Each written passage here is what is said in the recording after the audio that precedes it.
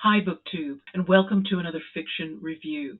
I grew up in Canada. I think I've probably told you that more than is necessary. I grew up in one of the municipalities of Greater Vancouver. It's called New Westminster. Now, I learned some Canadian history in school, as you expect, but I learned more since I left Canada. And I've also learned how easily pieces of history can get lost because history relies, at least in modern Western culture, on print material and the organizations who can decide what needs printing. Before printing, history was passed on by face-to-face retelling by older community members or specialist storytellers. What today's novel does is tell a lost a story about three angry, alienated young men whose bodies, it turns out, are buried on land in this municipality of New Westminster, where there's now a school, about a 20-minute drive from where I grew up. The book was written in 1994, and at that time there was no museum display about these three young men, Alan, Charlie, and Archie McLean, in the town of Kamloops, even though it was in this area where they lived their short, notorious lives. The novel's narrator is a voice that speaks from the past with all its outdated language, but I think it speaks truth when it explains why the history of these men got lost. People don't want to know about the McLeans, it says. They weren't white people, and they weren't Indians.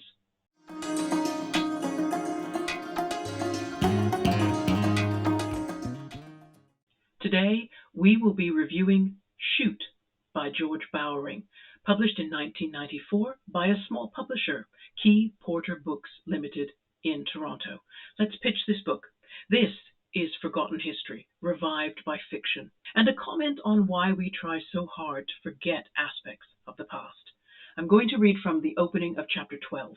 Before I do that, please be warned that there is profanity in this extract, and the narrator uses vocabulary to describe First Nations people that is no longer appropriate. In Mexico, they were called mestizos, and they were the largest number of people, Mexicans. In Quebec and Manitoba, they were called Métis. On the Great Plateau of British Columbia and Washington State, they were half-bloods, half-breed, or just breeds. They were always dangerous because they gave evidence of where they came from, the sexual union of native women and hairy-faced men from outside the world. They were horse-riding consequences of dark, guilty fucking. They were the tag ends of Scottish families, and they would never go back to the old country to visit their relatives. The Indians and the white men had different reasons not to like them all that much. They were better than their white folks, and they were better than their native progenitors. Each side saw them as a degeneration, though. Tag ends. The Indians saw them as the children of lost women. The white ranchers saw them as reproof of their younger days. They were dangerous because they were made from desperation sex, and there was a score to be settled somewhere. There was a darkness that would not stay down in the basement of history. Details of this book. How long is it? How did I get it? How much did I pay? The paperback edition of Shoot is 297 pages long. I don't believe I bought this book myself. I think my father bought it secondhand. I can see the printed price on the back cover is $18.99 Canadian, but written in pencil on the inside title page, as secondhand booksellers do, there's a lower price of $9.50. My father was a reader. A great reader. He died in 2015, and when I flew home for his funeral, I was invited to look over his book collection.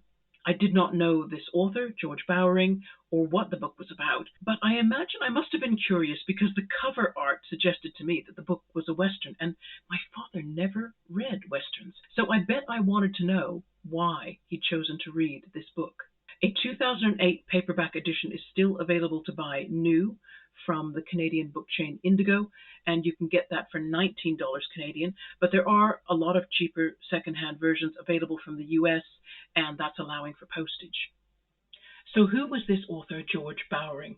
He was born in Penticton, British Columbia. That's in the interior in a region called the Okanagan, which is named after the indigenous people who once inhabited the region. It was also McLean territory. Bowering studied at the University of British Columbia in the early 1960s, and together with 5 other alumni poets, founded the journal Tish, Bowering also contributed to the short-lived New York journal 0 to 9, whose editors published material that experimented with language and the use of typography. Bowering taught literature at several Canadian universities. His longest tenure was at Simon Fraser University, which is also in the Greater Vancouver area in Burnaby. He also taught overseas, for example, at the Kennedy Institute at Frye University in Berlin, Aarhus University in Denmark, and the University of Rome. He's written over 80 works, a mixture of long, short fiction, poetry, biography, history, radio, stage plays. He's edited a number of poetry journals and anthologies, and he has been twice awarded with Canada's highest accolade, the Governor-General's Award for Fiction and Poetry. Now, only two other authors, Michael Onjate and Margaret Atwood, have been similarly honored. So why don't we know George Bowering? I'll tell you why. Bowering never lost his enthusiasm for small press periodicals and small publishers. 66 different publishers have some work by George Bowering on their back catalogs, and I think it's for this reason that he's less well known compared with Atwood and Onjate, who probably stuck with one big publishing house for most of their career. Also, Bowering, he led a life that's just too full for my length of biography. So I'm going to leave a link to the author's website. I think it's worth visiting. Please check it out if you're interested to know more. Let's talk about the setting. The history recounted in this book is set in Okanagan country, which is a long valley running through the south interior of British Columbia along the Okanagan River and crosses over the Canada-US border into Washington state. The climate is semi-arid, drier and scrubbier in the south.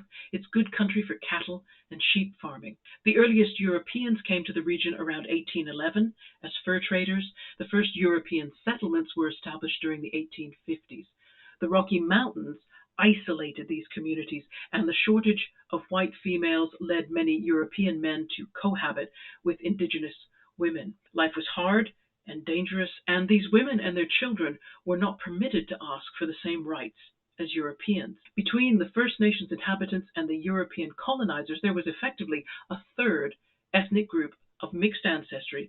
Their identity remained a problem as white culture expanded its territorial demands and relations between their parents' cultures deteriorated. The McLeans grew up in the 1870s, when Indigenous populations in British Columbia had been severely reduced by their first exposure to smallpox, and when the Canadian government was making a promise to build a railway through the Rocky Mountains to join up the country from east to west. Communities, however, were still isolated. The economy was precarious, and law and order was easy to undermine. Narrative structure and narrative voice are interesting in Shoot. There is third-person narration, but the more important question is how many narrators? The text shifts its viewpoint in time and space frequently, almost circling around the main story to come back to it again and again. Perhaps the closest experience you could compare with reading Shoot is sitting around a campfire, listening to several different speakers take their turns. The subject is the McLean boys, and it seems that one person is here and there recounting the story events in chronological order, but he is either digressing or being interrupted by others who want to jump ahead or add some context to what's already been said, or just share some related impression. The other aspect which makes you question the number of narrators is the feeling that you are hearing, on the one hand, a voice resurrected from the 1870s, voicing all the prejudices and anxieties of the time, using language familiar with frontier life, the details of pig butchering and boiling, the location of camel herds brought to Canada by, quote, some bright bozo in the British Empire. And on the other hand, you also perceive this more modern person using vocabulary like racial imprecations, who is also lamenting and shaking his head at the whole sorry situation as if viewing it from hindsight. Does the book fit a genre category? If we called this book a Western, I'm not sure readers of Westerns would be happy, because you've got to be okay with a shifting narrative that frequently disrupts the story flow. It literally breaks up the story so it's mixed in with other fragments of other stories and just random impressions. This isn't based on anything I've read, but it's just my take. I think George Bowering wants to demonstrate how precarious anyone's history might become as time moves on and more history gets made. You could say the story of the McLeans gets crowded out by competing stories, in the same way the First Nations people were crowded out by the incoming Europeans. What, if anything, stands out as an aspect of this novel? For reasons I have not been able to discover, George Bowering chose to leave out some apostrophes. Some, not all. If you read the book, you'll find several occasions where contractions like don't, can't, couldn't, they're spelled without their apostrophes. But not all contractions. See, on page 203, the words your for you are and we're for we are, they keep those little black punctuation marks. And possessive apostrophes, they're okay. When the book speaks of Archie McLean's silver pistol or William Palmer's black stallion, the spellings are entirely conventional. Other George Bowering books have missing apostrophes also. I'll leave a link to a 1998 review of a young adult book by Bowering titled The Diamondback Dog. And the reviewer noticed there these same alternative spellings and also couldn't explain why they were included or what they meant. I could not find anything written by Bowering on the subject. I did find a master's thesis published in 1989 by a student at Simon Fraser University, where Bowering taught. Now, I'll leave a link to it, but be warned, it reads like a master's thesis, okay? What I believe I distilled from it was that the student felt that Bowering breaks language rules unpredictably to cultivate a subversiveness. And if this is true, it does make a little sense with a book like Shoot, because characters like the McLean brothers, they alternated between conventional behavior, doing casual work on ranches, and living as outlaws. This is a laughable question, really, but is there problematic content in this book? This is what you're up against. 3 alienated young men whose diet consists mainly of stolen whiskey, who ride stolen horses and carry their own armory of stolen knives, guns, and ammunition. That's problematic already, even before they start using the guns. But to be clear, this novel does not glorify violence. There is no glory in this book. You may find this an odd comparison, but Shoot really reminds me of the 1928 novel by Erich Maria Remarque, All Quiet on the Western Front. In both stories, you've got boys who learn how to kill their fellow human beings before they reach their 20th birthday. And that's a tragedy that keeps on repeating itself throughout human history.